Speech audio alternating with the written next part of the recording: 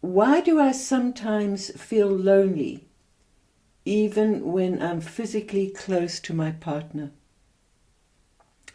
That is a very interesting question and quite an insightful question because actually I remember when I first started to have sex, in my late teens and so on, I always visualized that you would just like dissolve and become one and mind would stop. And I remember just being like, oh my God, here I am. I'm into this guy.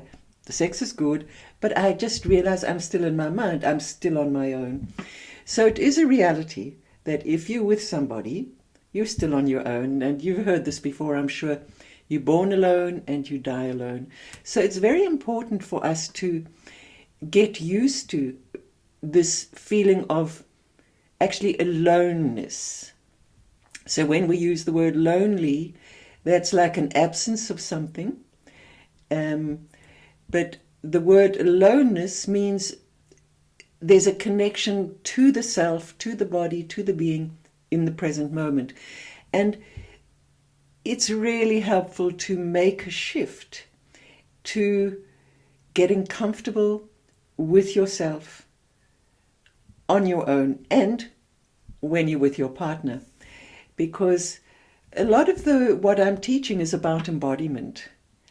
And because we're not really in our bodies, we tend to project and be more concerned about the partner than ourselves. So that's why the very first thing that I'm teaching, been doing that live for 30 years, is come back to your body. Now, there are certain things which I teach very clearly, is to find an inner home, an anchor point, to feel the midline, to stand 50-50. And they sound like silly things, but honestly, this is the way inward. And the way we are brought up, the way we are educated, it's all about the outside, not about the inside. So our concerns with the body is like the outer body. What we want to befriend is the inner body. And so that means taking your awareness, which is normally going outwards, take it inwards, in and down. Find a place that feels comfortable, easy to feel, and rest in there. And that is a practice that gets deeper and deeper over time. Many people can't feel inside their bodies, and that's also a good start to go, hallelujah, I can't feel inside my body. It's a bit of a wake-up call in a way.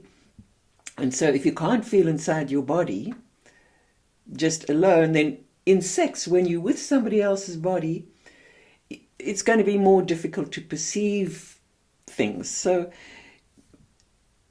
it's a journey. Get comfortable with your own body, the inner body, your inner world, and you can do that anytime. Sitting on a train, in an aeroplane, when you're driving. Well, when you're driving, you're concentrating on the road, but if you're a passenger, always take the awareness in and down and start to befriend yourself. And then when you have that inner connection, that kind of anchoring or rooting inside yourself, then when you take that to your partner, you still feel yourself, even that you're with your partner.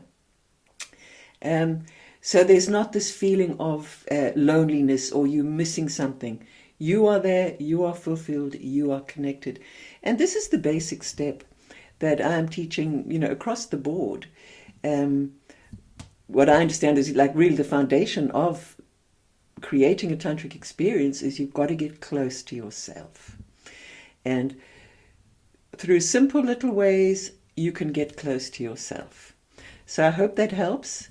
There's obviously a lot more to say, but in this moment, that's just like a orientation on the direction that my work goes in.